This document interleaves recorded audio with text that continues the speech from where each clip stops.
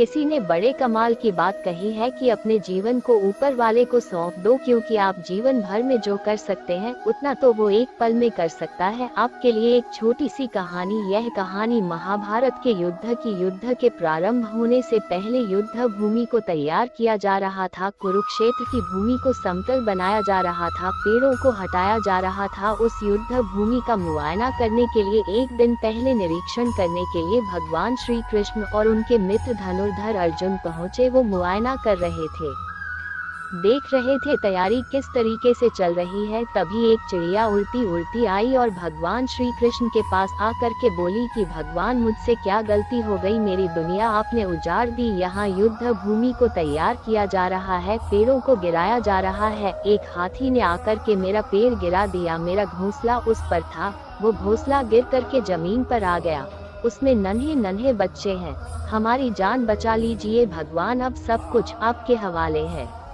भगवान श्री कृष्ण ने कहा कि मैं इसमें क्या कर सकता हूँ, मैं तुम्हारी मदद नहीं कर सकता, ये तो नियति का पहिया है, समय का पहिया घूमता चला जाता है, इसमें मैं क्या कर सकता हूँ बताओ। वो चिड़िया रुआंसी हो करके बोली कि भगवान, मुझे बस एक इजाजत दे दीजिए। भगवान ने कहा कि बोलूं, क्या पूछना है, क्या इजाजत चाहिए। तो उस चिड़िया ने कहा कि भगवान, मैं आप पर विश्वास तो कर सकती हूँ ना। भगवान ने हाँ भरी।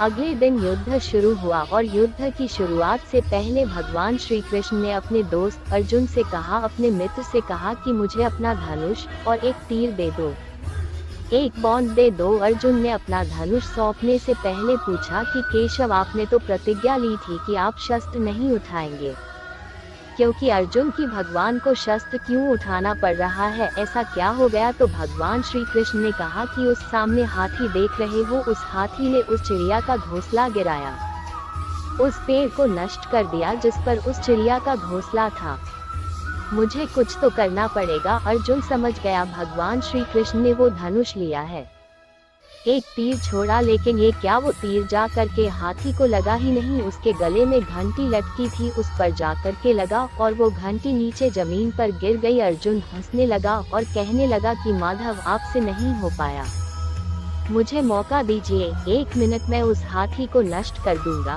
खत्म कर दूंगा। भगवान ने कहा कि नहीं, नहीं हो गया, बस इतना काफी था। अर्जुन ने भी ज्यादा सवाल जवाब नहीं किए। 18 दिन तक युद्ध चला और उसके बाद में जब पांडवों की जीत हुई तो एक बार फिर से उस मैदान को साफ किया जा रहा था, क्योंकि काफी युद्ध के बाद में जो नुकसान हुआ था, बहुत सारा सामान गिरा पड़ा था, साफ सफाई चल रही थी। भगवान श्री कृष्ण एक बार फिर से अपने दोस्त, अपने मित्र अर्जुन के साथ में उसी भूमिका करने के लिए निकले और अर्जुन से कहा कि एक काम कीजिए, मेरे रथ से उतरिए और जाकर के नीचे वो जो घंटी रखी है उसको हटा दीजिएगा। अर्जुन चौंक गया कि हमने युद्ध जीत लिया है, हम इतने महान बन चुके हैं और यह मुझे एक घंटी उठाने के लिए, युद्ध भूमि की साफ सफाई करने के लिए कह रहे हैं। लेकिन जानता था भगवान है, कुछ भी कह सकते हैं। रथ से नीचे उतरा, जाकर के उस घंटी को उठाया, साइड किया और जैसे ही उस घंटी को उठाया वैसे ही उसके नीचे से नन्हे नन्हे बच्चे चिड़िया के फड़फड़ाते हुए उड़ान भर ली, उन्होंने उड़ गए। अर्जुन की आंखें नम हो गईं। उस घंटी के नीचे था वो घोंसला उस चिड़िया का जो मदद मांगने आई थी। 18 दिन के युद्ध में वो चिड़िया और उसके बच्चे सुरक्षित रहे, क्योंकि घंटी वहां पर उनका सुरक्षा कवच बनकर आ चुकी थी। चिड़िया ने शुरुआत में सिर्फ ये कहा था कि क्या भगवान, मैं आप पर विश्वास तो कर सकती हूँ ना, और भगवान ने हाँ भरी थी। कहानी बहुत छोटी है लेकिन हमें सिखाती है कि दुनिया में हमारे सामने चाहे जो परिस्थिति आ जाए, एक काम कीजिएगा, अपने जीवन को ऊपर वाले को सौंप दीजिएगा, क्योंकि आप जीवन भर में जितना कर सकते हैं उससे कहीं ज्यादा तो वो एक पल में कर सकता है। हमेशा आपसे कहता हूँ कि ऊपर वाले के आशीर्वाद के साथ, अपनी सच्ची मेहनत के साथ और अपनी फैमिली के प्यार के साथ कर दिखाओ कुछ ऐसा कि दुनिया करना चाहे आपके जैसा।